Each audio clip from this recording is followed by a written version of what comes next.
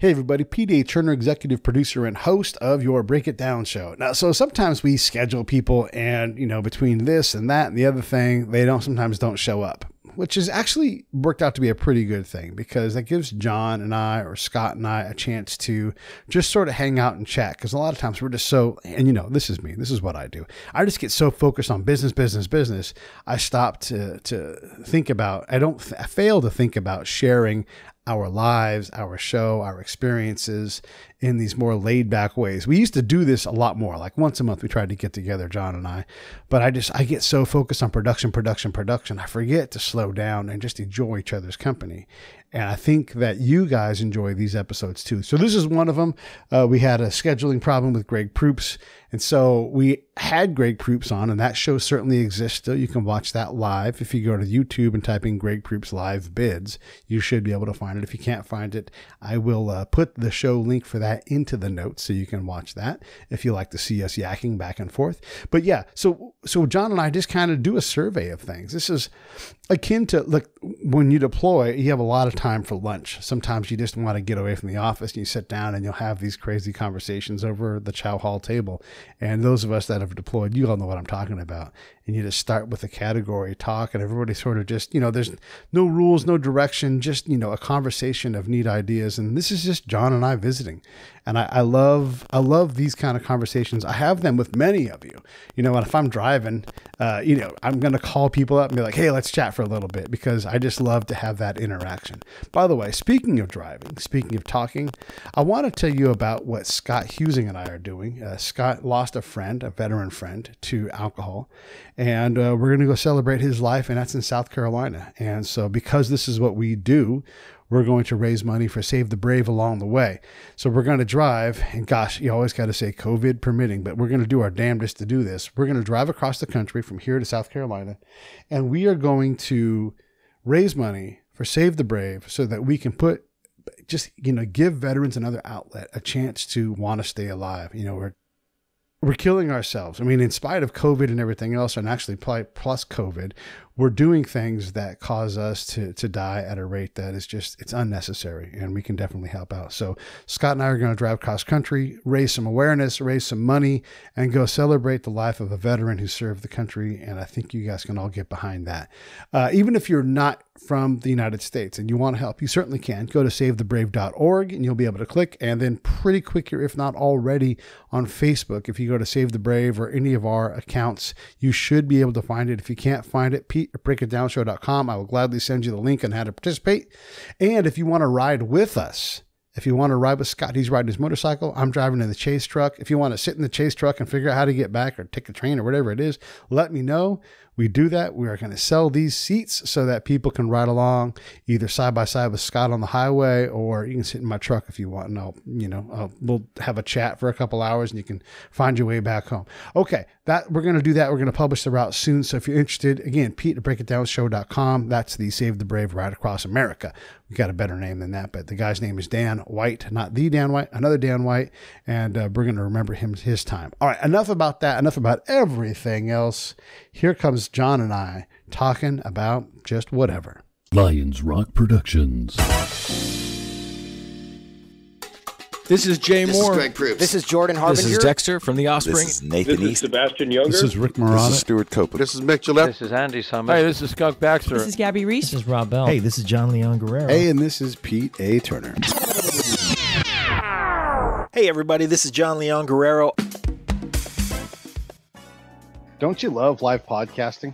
Yeah, live podcasting is terrific. We are waiting on Greg Proops, who, he's a professional, so he's probably just right around the corner. But 10 o'clock is 10 o'clock. And when we say we're going to go live, we go live. So he's going to hit the ground running, though, because he's Greg Proops, and that's how he does it.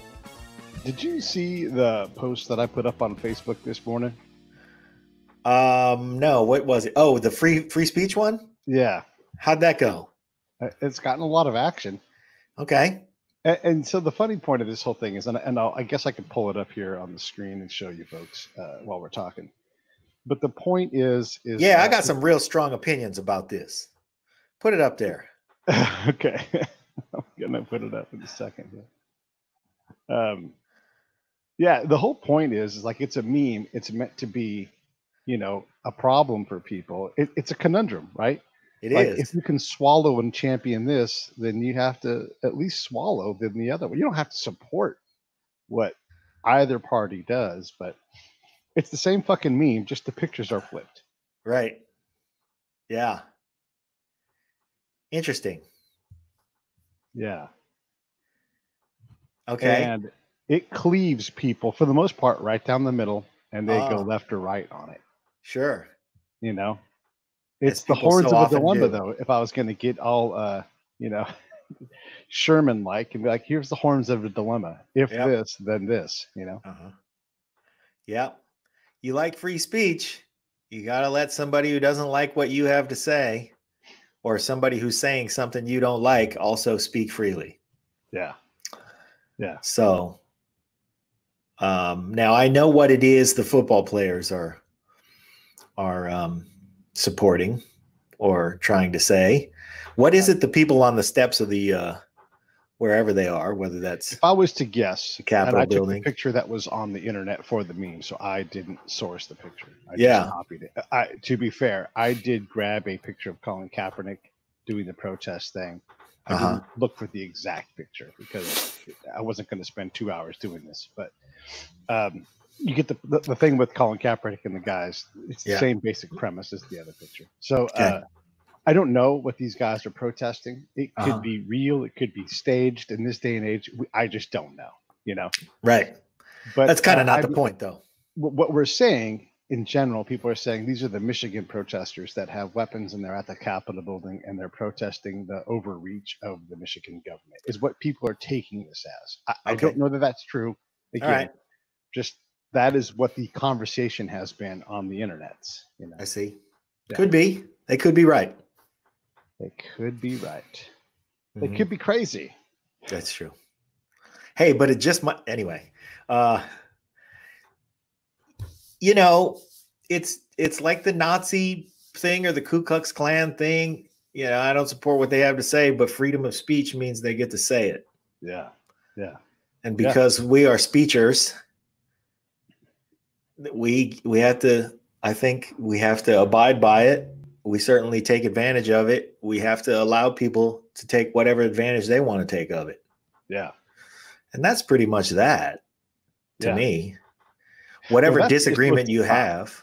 Yeah. But people can't help themselves at this point. And this is where the meme is great. They're like, but Colin Kaepernick is wrong, or those guys are endangering people.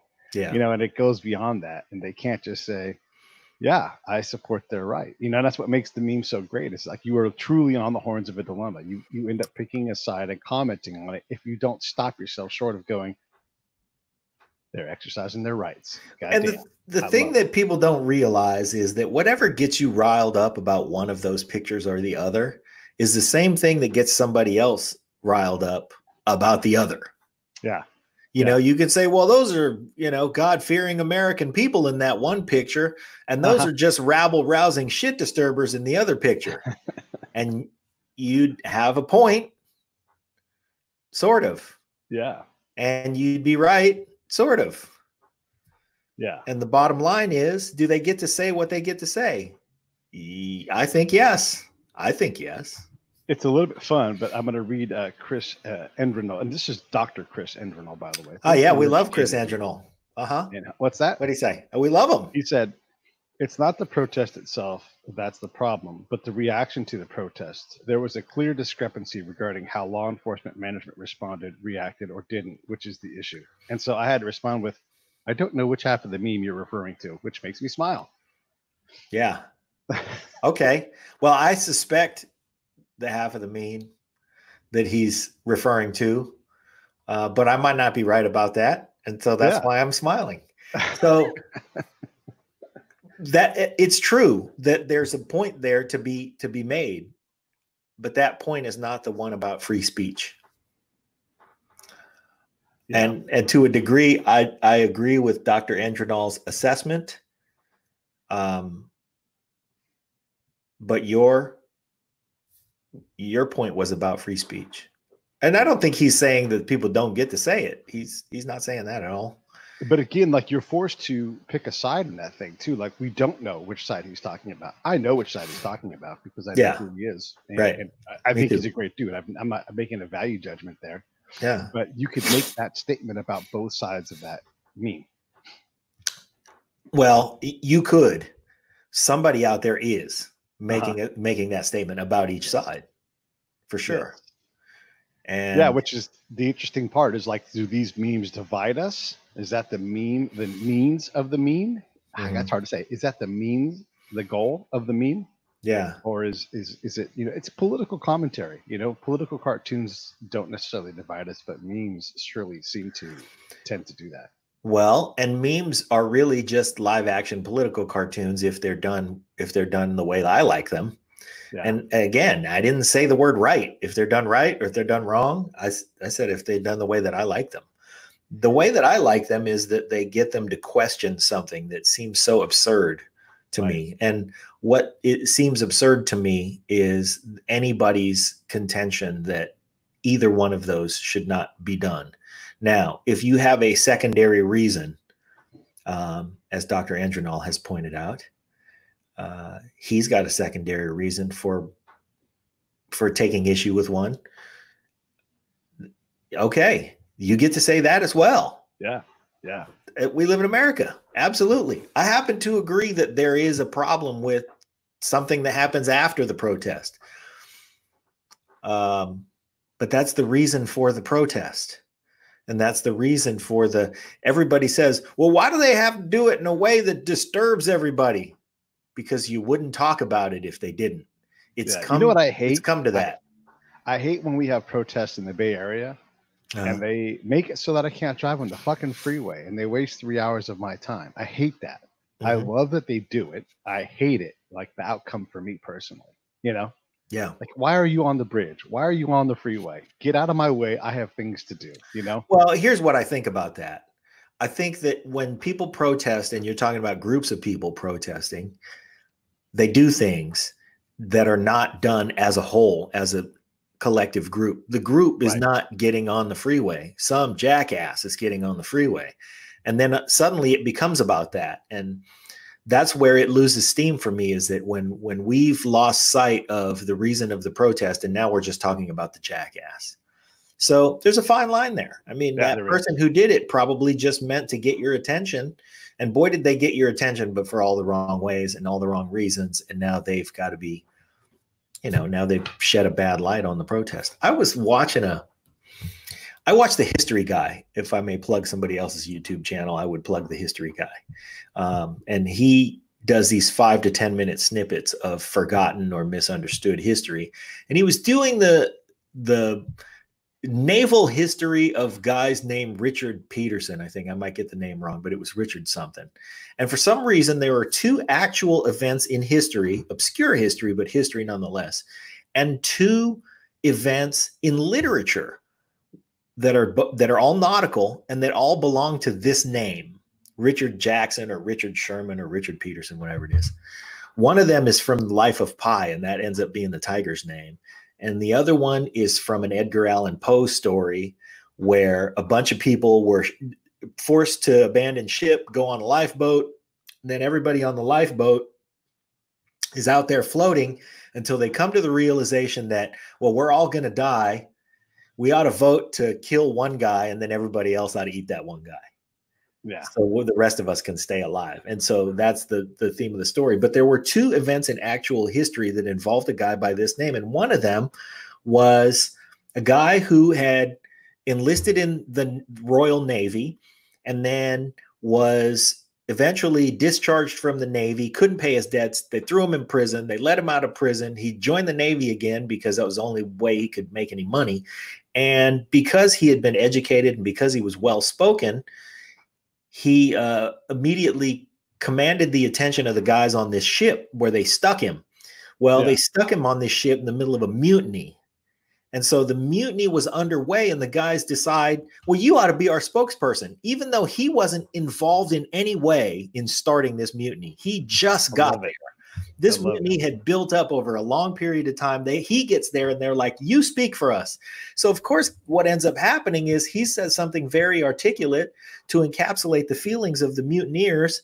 And he ends up getting convicted for the mutiny and sentenced to death. And so they end up killing him.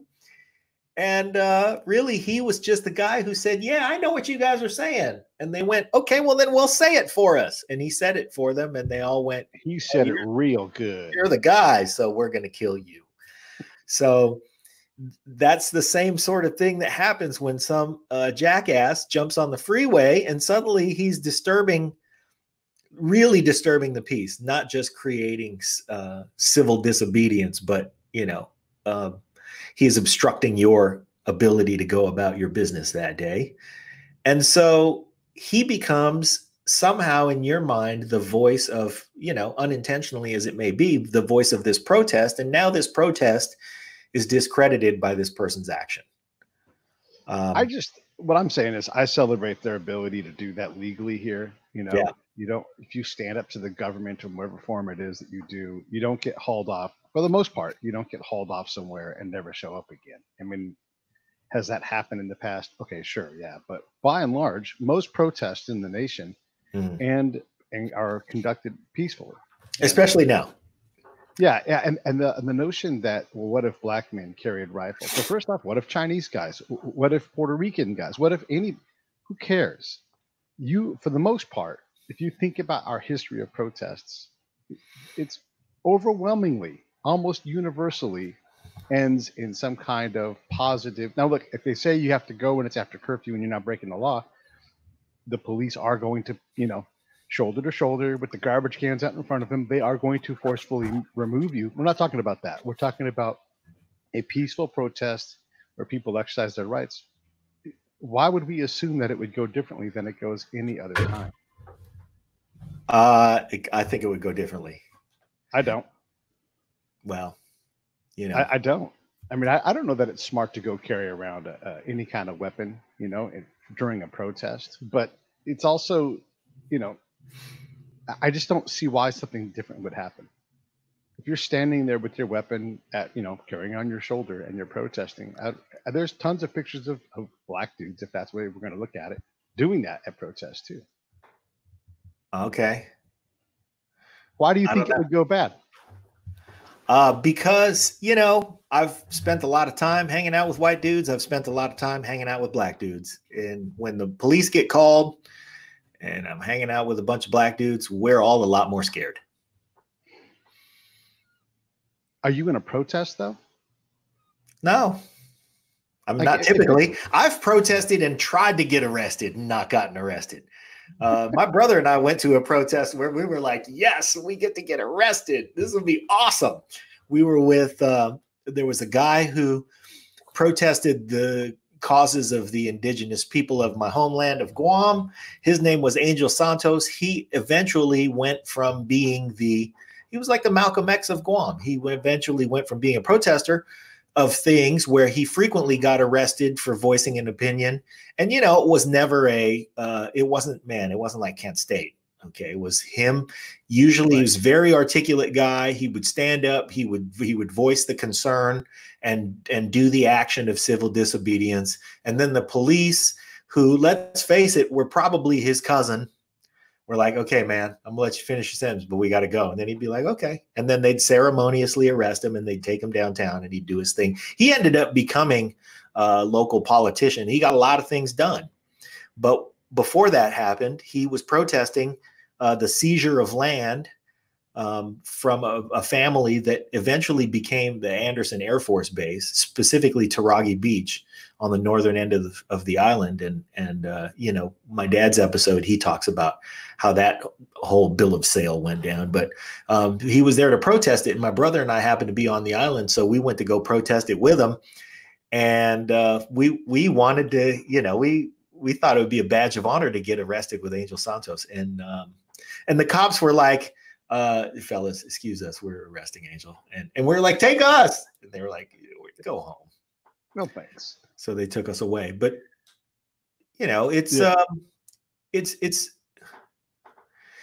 I'll tell you, there is a dynamic out there that is different. And I mean, I have a lot of friends, my history as a private investigator. I have a lot of very dear friends and who I consider family who are law enforcers. My brother is a captain in the California Department of Corrections. I have friends who are cops. I have friends who are African-American cops. And so there are a lot of great guys doing great work and honest policing. And in most cases, you shouldn't be more scared if you're in one group versus another.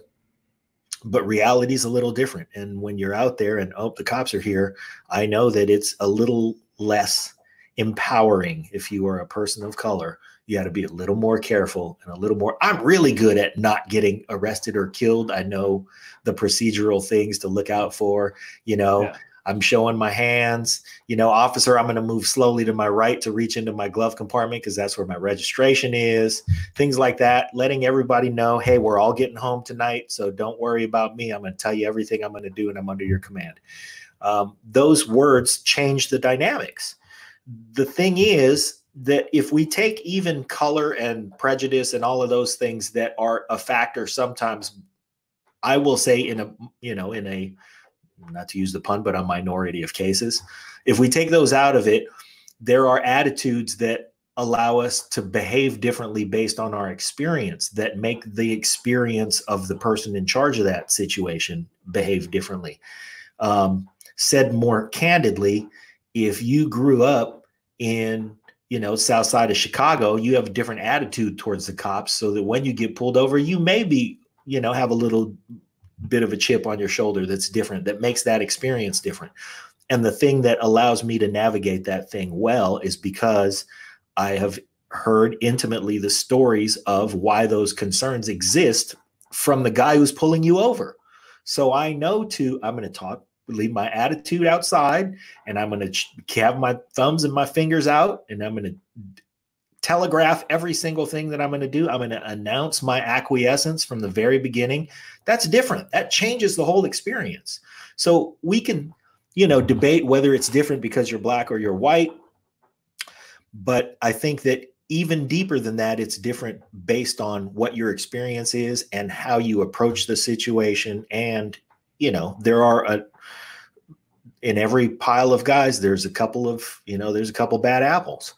But if we take away all the anomalous stuff, all the bad apples, all that stuff, and we just go right down the middle with the experience, sure, I think you're right. We should all have a fair shake. It should all go well. But sometimes there's a little more training and a little more behavioral stuff that we're inculcated to because we've grown up a certain way. You grew up in Benicia. Never mind that you're white.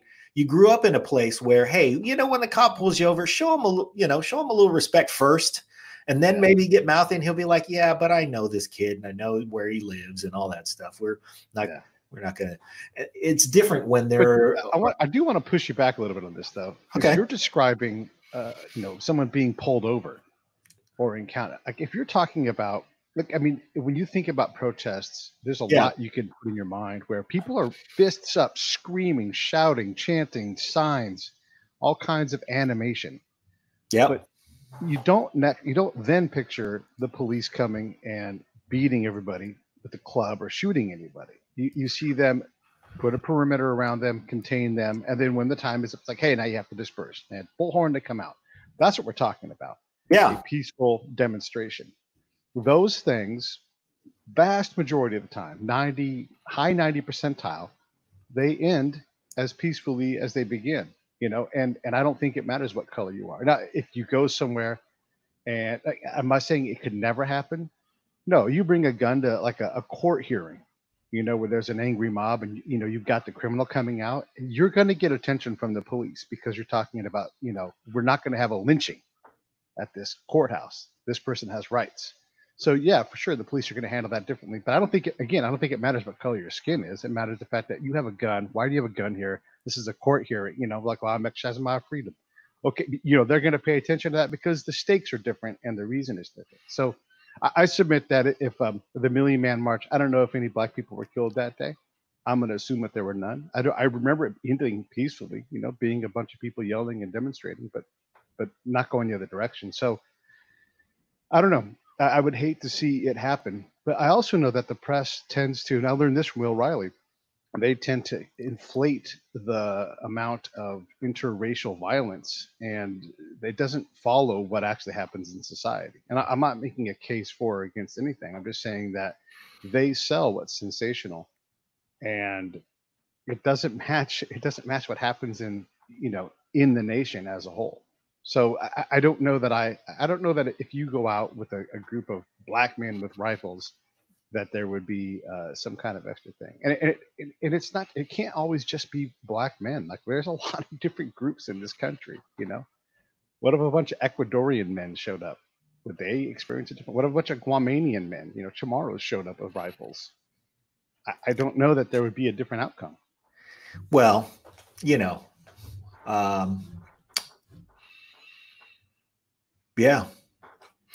I respect and appreciate Will Riley, Dr. Riley showing up and sharing his opinions with us is a very valuable thing, and I appreciate the work that he does. Some of it I look at and I go, I don't know, man. I don't know. Yeah. I just have experienced differently. And and he's looking at the numbers. He's the methods guy. He's a quant guy. So he's showing the quantitative analysis. It doesn't mean that individual things don't happen, but he does put you on the horns of a dilemma also. He is very good at that. Yeah. Let me ask you this. I wanted to ask this of Greg, and since Greg's not here, I'm going to ask you. Mm-hmm. And similarly to the meme this morning, why is it that every presidential candidate, legit, like this is the nominee for the party, why is it that lately that person is likely a felon, has questionable character, and is absolutely going to enrich themselves? Why is that? And I just described the last three people running for president. The last three people with a shot at it. With a real shot at it. Yeah. Representing a party.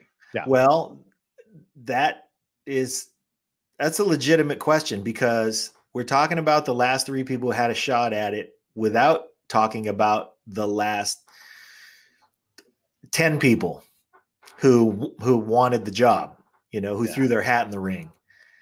And I don't know why that is. I think there's what is it about that trait that has made that group of circumstances rise to the top of the heap? Because Andrew Yang, far as we know, not a felon. Right. There are a number of people who would fall into that category. And I don't know what makes it so that those are the people that we give a shot at it. I don't either, man. And I wasn't pulling Andrew Yang out specifically for whatever, but, because there was a bunch of other people in that category. Pete Buttigieg, as far as I know, not a felon. Now, who's going to enrich themselves? All of them. Yeah, well, we can it's say unavoidable. That everybody will. You can't help it. Yeah. You can't help it. You can't help it. Even if you take that crappy salary, and crappy at $400,000 a year for the responsibilities, that's a crappy salary. Right. I'd rather be just about to get kicked off the team, barely speaks English, Dominican second baseman, making the league minimum, and playing for the Brewers, than have the responsibilities of the president of the United States for the same salary. Yeah. And that's all well and good. But the reality of being the president is you don't pay for anything while you're the president. So that money goes in the bank. You get in trouble if you do. You can't legally pay for things. Yeah, right.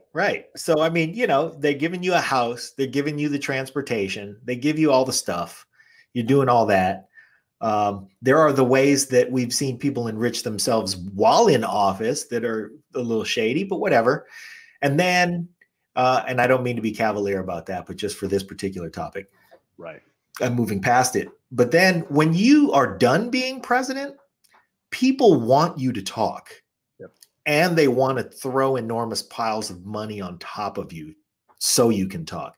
They want to give you that nudge, like, "Hey, this deal right here." Yeah, over here. And not only that, you have that access to information, even if you're not. Brian Holson just chimed in. It's all about power and nothing else.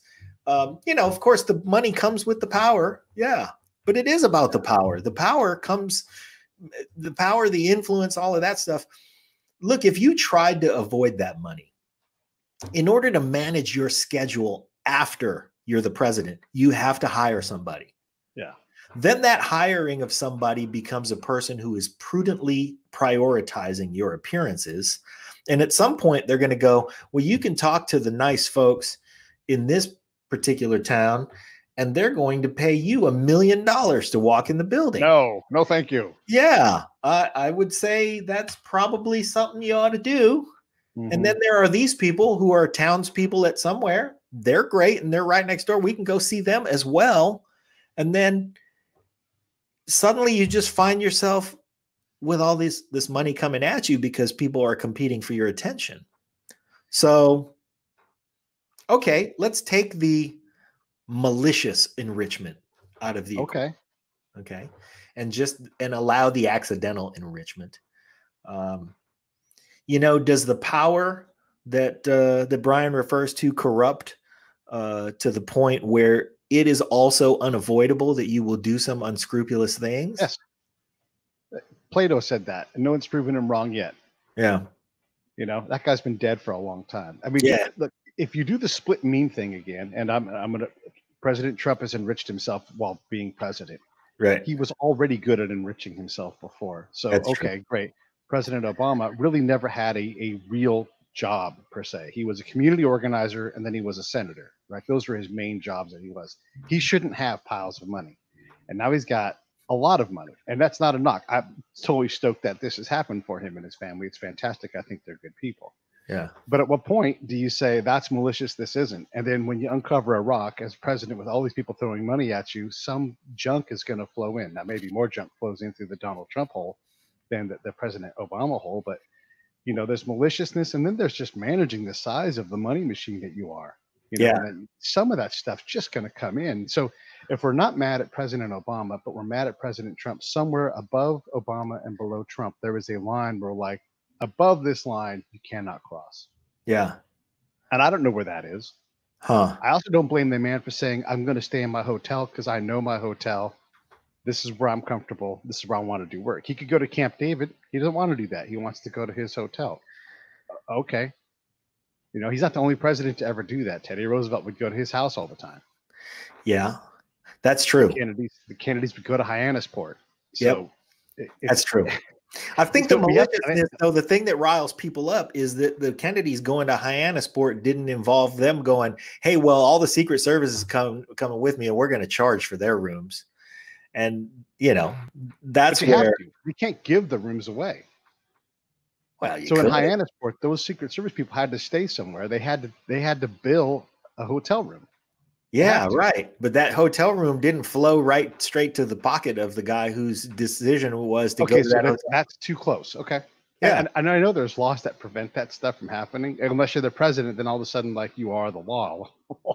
Yeah. And that's what people, yes, absolutely. Yeah. That's kind of what makes me upset about it. I'm like, okay, I see where a guy would, and again, he's the president. That job comes with all kinds of responsibility that wherever that guy can take it easy, we ought to let him. And if he's going to feel comfortable at his house, we ought to let him go there. But who should be president? Who would you like to see get a crack at it? And you got to do both sides of the aisle. Hold on. We got a question from Brian. He says, if you remove money from politics, then will you only get the true people who want to help? No, I don't think so. Okay. All right. What do you mean? Hey, we should acknowledge real quick. Everybody's tuned in, I think, to see Greg Proops, and we don't have Greg Proops with us. We don't know where he is. He is a pro. Every other time we've encountered him, he shows up on time. He's great about it. So this happens in live broadcasts that sometimes life comes up. So I don't know where Greg is. We haven't heard from him. We typically hear from him. He's really great about these kinds of things, but we're not sure. So that's how our show started anyhow, is you and I just talking that's about right. stuff. So. We carry on. Hey, this is Pete A. Turner from Lions Rock Productions. We create podcasts around here. And if you, your brand, or your company want to figure out how to do a podcast, just talk to me. I'll give you the advice on the right gear, the best plan, and show you how to take a podcast that makes sense for you, that's sustainable, that's scalable, and fun. Hit me up at pete@breakitdownshow.com. Let me help. I want to hear about it. We're not sure. So that's how our show started anyhow, is you and I just talking that's about right. stuff. So. We carry on. Yeah. So I'll expand on my answer to Brian. You can't exclude people that have money or good at making money from wanting to help. I truly think that President Obama, President Trump, President Bush, all of these people had good intention and wanted to do great things for the nation. The job is more complicated than any one person can handle. You don't control outcomes like, for example, a worldwide pandemic and panic that shows up at your door. Or planes that fly into buildings, like you don't control these things, and all of a sudden your intention and your design are destroyed at the national level. So it doesn't just belong to people with or without money. And I think you can have people that come in that have no money, that have no business managing things because they can't manage their life. So like, how are they going to? I don't think they're benevolent people that are broke or have limited means that are necessarily more qualified than, say, Jim Mattis, who doesn't need a loan from anybody, but absolutely knows how to run massive organizations and knows how to lead at the smallest scale. I mean, there's a guy that I would pick from whatever side of the aisle you want to put him on. He can handle the job as well as anybody.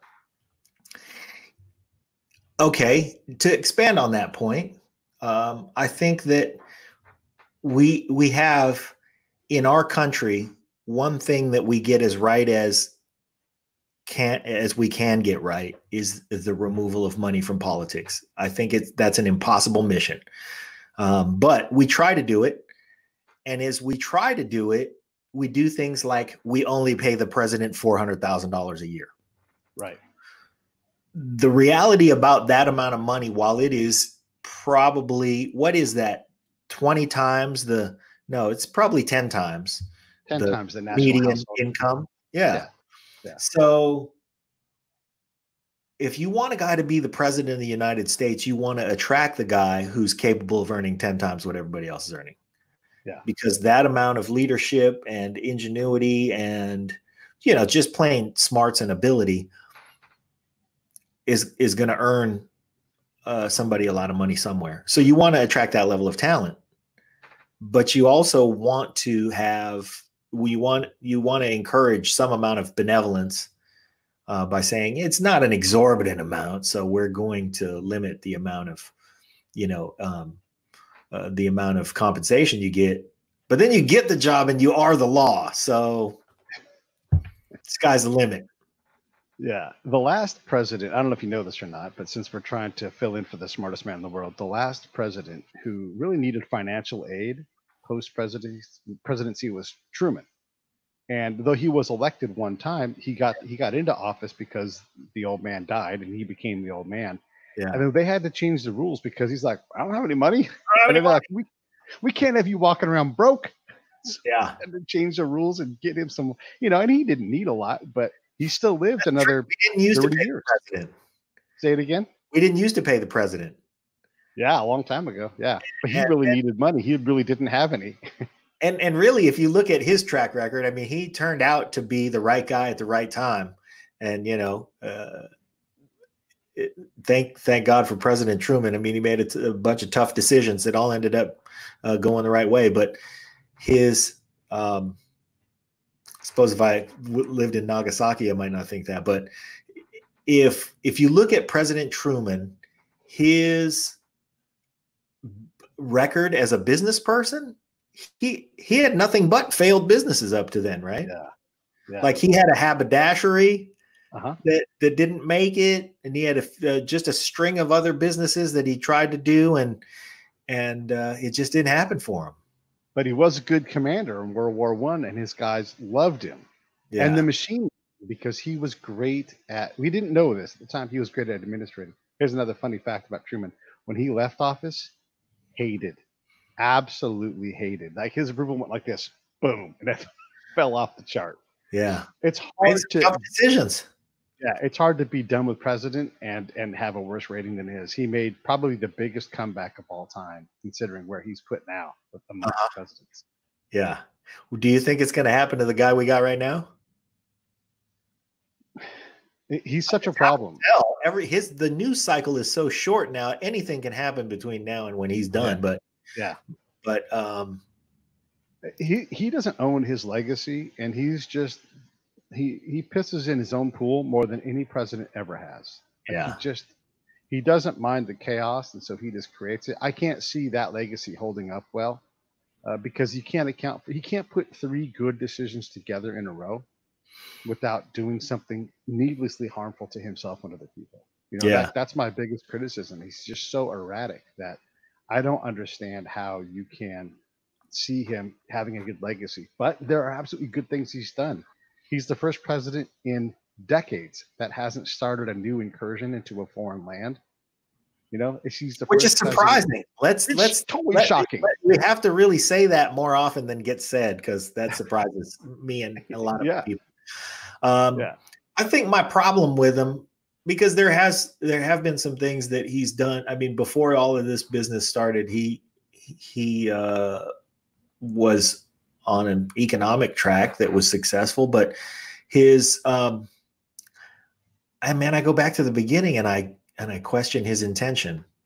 I don't really think he got into the race because he wanted to do good things for the country. I think he almost went in on a dare and figured it'd be a great PR stunt. And I'm speculating and I got no right, but that's just, there are people who just seem a little more like they've built their careers around it, like Barack Obama. I mean, he sort of pointed towards it from the beginning and then displayed some leadership, and I think got a taste for it. And before he knew it, he saw some opportunities and he capitalized on them. And I think he wanted to do some good. I won't question whether the president would like to do some good, but I don't know. I just feel like if you don't start from there, how good are you going to be at it? Hopefully real good, but I don't know. Yeah. I'm going to defend the president right now, which is crazy. Because it doesn't matter what I say, a lot of people are going to hate it. Sure. But he ran. I felt like that whole thing that I just said. I know. People are hating. He ran on, we can outproduce China. We have better workers. We absolutely need to get better trade deals with all of our trading partners. All the NATO countries need to hold up their end of the NATO bargain. And that's the same thing for the UN. We're not going to fit the bill anymore by ourselves. You all are going to do your part, your share. NAFTA was a bad deal. I'm going to bring a better one. We need to build infrastructure. We need to work on our retirement accounts. We need to work on medicine. He said he was going to do all of these things. So which one of these things do you not want him to work on? I mean, that's, he also said we have the greatest military in the world, but it needs support, it needs money, it needs modernization to remain where it's at. So, his technique, his candor is not appreciated by me, especially, but he said a lot of things that have proven to be true, and a lot of things that both sides have said, this is where we ought to go. Like, who was going to make, not that they've stopped, but who was going to hold China accountable for all the stealing of intellectual property that they've been doing for decades? Yeah. Okay.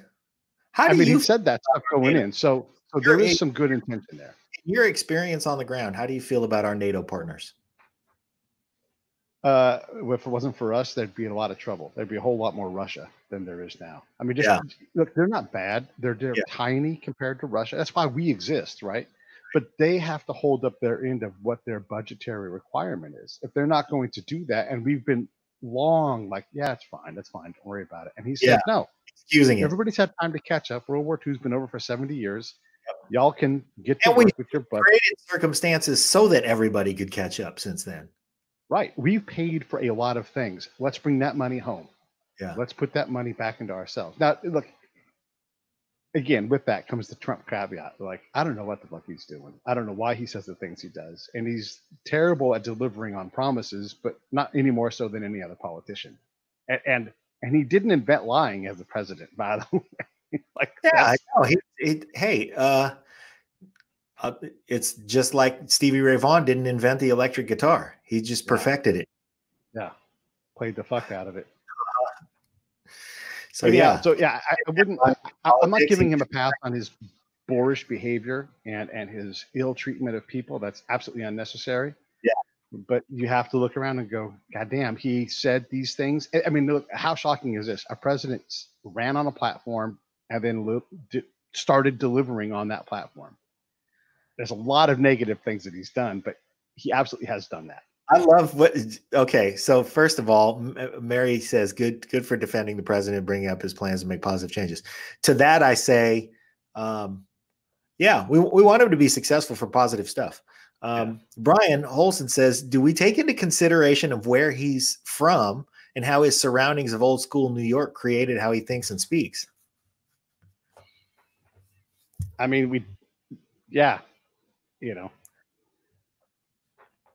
we do. Because it is where he's from, lawyers and all that stuff. And he knows, like, as a business owner at the highest level, he knows he can get away with not paying certain bills.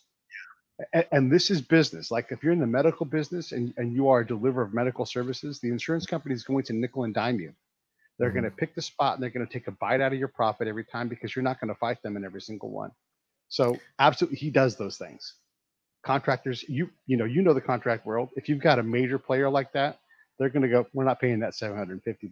And you're going to be like, fuck. They do that all the time. Yep, all the time. All businesses do that because it's just a forced renegotiation of the deal. Yeah. So is that a New York practice? Because I'm not in New York. I think it's a business practice. That. Yeah. But I think it's done that's the major leagues of that is in New York City. So dealing with unions and all that shit. Is it that we're taking into consideration the socioeconomic origins of the president or the New York origins of the president? Because I don't really think of him culturally as a New Yorker, and I don't think New York thinks of him as a New Yorker, and he's moved out. Do you think him as a Floridian? No, I don't. Probably, maybe, but I don't think of him as a Floridian in the traditional Florida sense. Like, there are Floridians I think of and I go, yep, that's Florida, and it's not it's a different batch of stereotypes. I think of people as being from different things or they color my opinion of that place. Right. So, but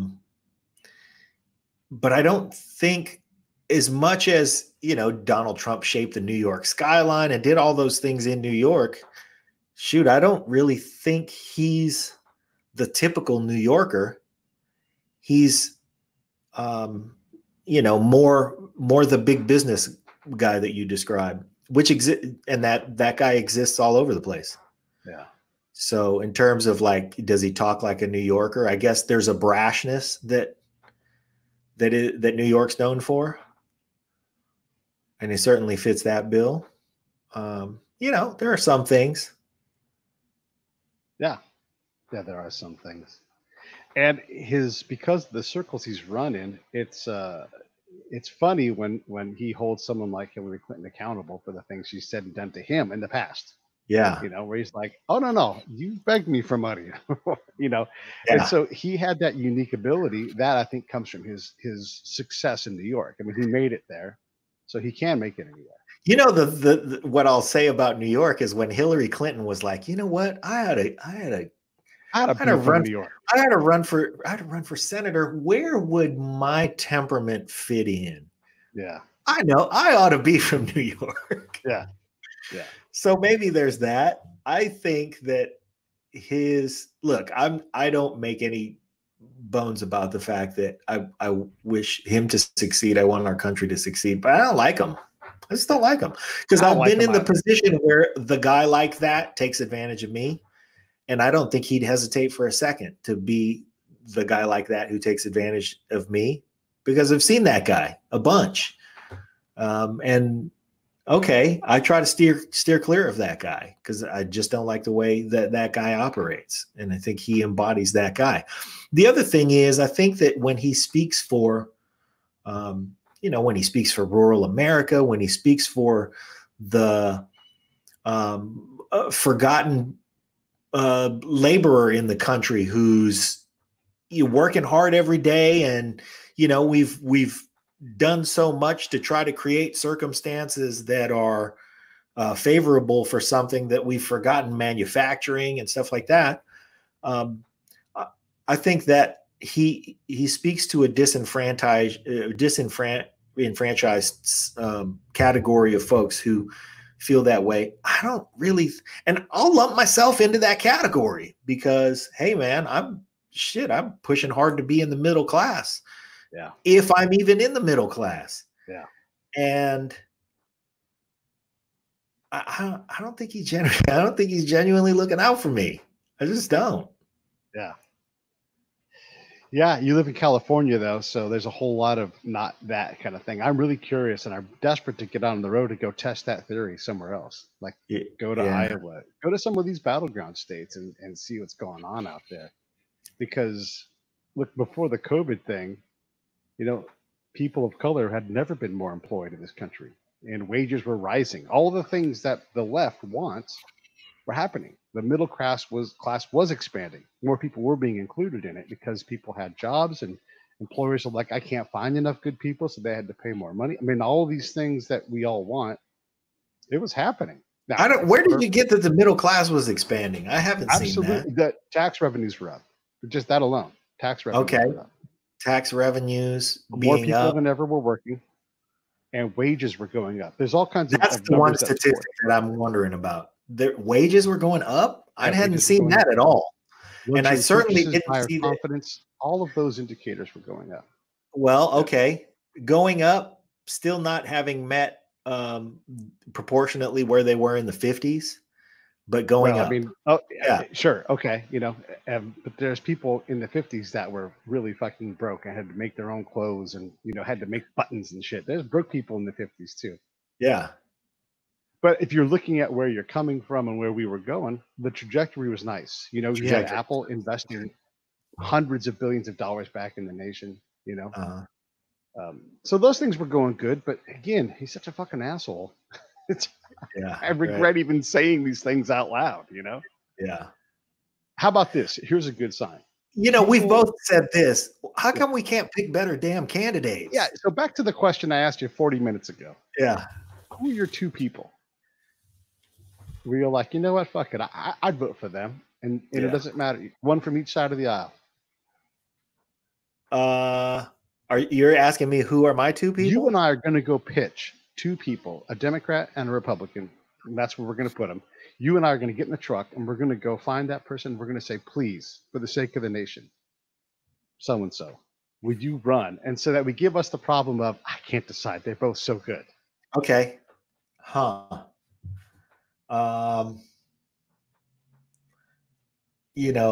guy is Mark Cuban. All right. I want him to, he's always got creative solutions. He seems to be a guy who can execute. What side of the aisle do you put him on? Treat people pretty nicely. That's the thing is he doesn't want to claim a side of the aisle either. Yeah. Somebody asked him, where was he recently? Somebody asked him if he would run. I don't remember who it was he was talking to now. Doggone it. That kind of makes me upset. But he was saying that he hasn't ruled it out running for president, but he doesn't necessarily want to do it, but he doesn't see the things that he wants to get done getting done. Yeah. And they said, well, would you run as a Democrat? And he said, no, I'm going to run as an independent, and whether we can elect an independent or not, who knows? Yeah. Well, and if nothing else, if Donald Trump makes that possible, it's like the Giants signing Barry Zito. They didn't get the pitcher they wanted, but if signing that contract got him 3 World Series titles, he was a bargain, because he came so cheap. Yeah, right. So, okay. So Mark Cuban, I can deal with that. Who's your other person? And I'll let you fill the left side of the aisle person. You don't have to fill the right. If Mark Cuban is the compromise, I'm fine with that. And I don't have the answers. I will say I can't really. I mean, shouldn't we be like loaded with people that you'd love to see it? Like we should be loaded. Like, oh my God, this person can do it. This person. Well, I liked a bunch of the people who were running for a number of reasons. You know, I really liked Pete Buttigieg. I don't know if he's electable. We'll, I suppose, find out, or we won't. He seemed to be a little too small town. I don't know if a majority of the citizenry feels good about electing a gay person. I don't know. You know, electability has something to do with it as well. I like Kamala Harris, but that's really just because I have a crush on her. I mean, she had smart things to say and stuff, but let's face it, I'm voting for her because I just want to see her on TV more. And if we can do, let's see who we got here. Oh, we got the Pete versus Pete. Yeah. Okay. This is my response to Pete Buttigieg as a candidate. If he's qualified, I'm qualified. Right. And nobody's begging for me to be president. Not truly, you know? Yeah. No. Hey, man, I love you, and I don't want you to be the president. Me neither, man. I don't want to see I'd like to see you age at a pace that's commensurate with your actual birth certificate age. I would also like to I don't know. I mean, hey, it'd be nice to be able to pick up the phone and call the president, though. I mean, you'd be at the house. I'd give you a job. I'd give you middle class. Oh, man. Yeah. And then now the question becomes, what job would I want? What job would I be capable of doing? I mean, really, knowing my skill set and my the things that I would want to do, where would you put me? Assistant chief of staff. Oh, Jesus. Wow. That's a big job. I'd get a real chief of staff and then say, you know, you're going to be my pivot off of that guy so that I can go look at you and look at him and be like, you know, I'll get a general to be chief of staff because they can handle the job. And then put me in the assistant position. So every once in a while when he says, well, here's what I'm going to suggest the president do. And I'm going to go, you know, he ain't going to like that. Yeah. Well, I need someone I can trust, you know. Yeah. So I had someone that can handle the job, someone I can trust. Right. Right. And I'm there for the trust factor. 100%. Oh, yeah. That too. Yeah. Not the can handle the job factor. Yeah. I always like the title aide de camp. Aide de camp. All right. I like assistant aide de camp. It's a cool title. Have you ever encountered a real life aide de camp? Yes. Like somebody's actual title is that? Yeah. And they have those in the military. Yeah. Yeah. So, what is it specifically do? Are they really just a chief of staff, or is there some other nuance to that position that makes it different? Yeah. Like there's those kind of jobs in the military, like the adjutant, you know, like, and there's even a bugle call for the adjutant's call. The person marches out and does all their adjutant stuff. So there's a bugle call for the adjutant. All right. Mm-hmm. Good to know. Yeah. I want to shout out George Parker because he was in the Navy. He was in the Navy and he was in the band. And I just love that dude. Mary says there's no excuse for rudeness. She's blunt, but the president, this is when we were talking about the president. He's egotistical and feels self-empowered. Yeah. Yeah. You know what I would want you to do as one of your additional duties? Because I'm going to multi-hat you because you can take okay. Housing and urban development out of the Trump zone. Like when I've said it, I want you to be like, stop. Right I'll be the guy standing behind the camera going, yeah, exactly. Give me the light. And be like, oh, don't say the part about Clorox. Yeah. Just get me to shut up and not prove that I don't know what the fuck I'm doing. Look, this is the Clorox half of my shirt. Whoop, this half. This is the Clorox half of my shirt. This is the COVID half of my shirt. No. Right. That's not funny. That's too soon. The other thing I would do as president, not that you asked me this question, but I want to say this. I would act as the executive. I would put people to work. And then if a problem got up to me, I would look at you or my aide de camp or whoever, like, why the fuck am I answering? Is this is hard? No one else can answer this question? Okay, here's my answer, you know, and I would put it on them. And then I would also bring opposite aisle side people into my office from the Congress. Yeah. And we would have lunch. Every day I would have 6 people over for lunch, and it would be Democrats and Republicans, and we would sit there and have to get the fuck along. Uh-huh. And I would start working on community. Yeah. And gathering consensus. Okay. You know? I'm for that 100%. Yeah. I think there were things that they used to do in Washington, you know, customs and things that used to happen in Washington that they don't do anymore that were along those lines. John McCain used to talk about them, and people used to talk about they'd go to dinner, you know, that steakhouse by the Capitol building where they would have dinner with that guy. And it's like, man, you know, I'll tell you, we disagreed and he didn't vote the way I voted. But I love that guy. He's a genuine dude. He really means it. He's speaking for his constituency. Yeah. So Christy says the Turner Van Story ticket. Oh my God. I won't be able to I can't keep myself out of trouble. How am I going to keep Mike out of trouble? Okay. He's probably saying the same thing. Exactly. Like, let's see. Send you to I France, would pick who has gotten in less trouble over the last couple decades. Oh my God. And we pull out a scorecard. You or Van Story. Anyway. Yeah. It is funny though. I'm going to pull up the political thing that I made for him. Him and Chris Barron. Oh boy. Yeah. Because I actually voted for that ticket in the last election. Oh, I see. Though people often accuse me of being a Trump supporter, I wasn't, and I am not, and I am not, never going to. But I voted for Mike Van's Story, Chris Barron. If I could find the thing, I'll put it. Well, why wouldn't you? Right, exactly. That's a dope ticket. So the story is, and I think we should acknowledge this for the crowd. We had Greg Proops booked. And for whatever reason, he didn't show up. Now, this happens in live stuff. And so there's always on live TV, there's typically a guest B that they move to. We don't have one of those. So we had to do what we're doing right now, which was proceed without him. But we missed Greg Proops, and we're coming up on the end of what would have been the Greg Proops show that he didn't show up for. So I'm not prepared to cook Greg Proops about it. As I have in the past. This is not the first time that we've booked something and it didn't happen. In 700 and yes, that is a great banner.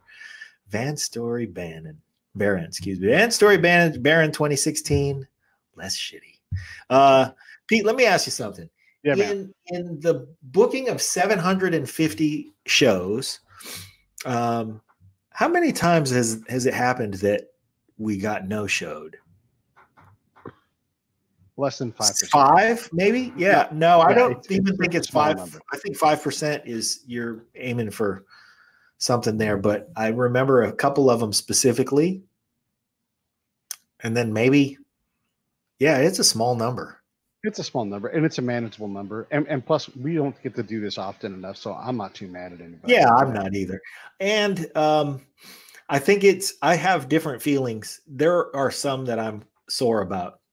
2 specifically that I'm sore about when we got no-showed because I felt like we were getting big timed. Yeah. I don't know what happened to Greg Proops, but you know, Greg Proops has been before. He is a pro. He is very communicative. Although we haven't heard from him this morning, he's, you know, typically pretty good about it. So yeah, we talked yesterday. He might be under the weather. Who knows? You know, and ultimately, if there's something important going on, and then that's no big deal. And if he just whiffed it, you know, he might have just whiffed it. My point is, and I think you'll agree with me that Greg Proops isn't a guy who gets shitty. Yeah. So I would always stick him in the less shitty category because he's just a kind man. Yeah. But anyway, well, I appreciate everybody for tuning in, but we'll get him again. And I think that you know.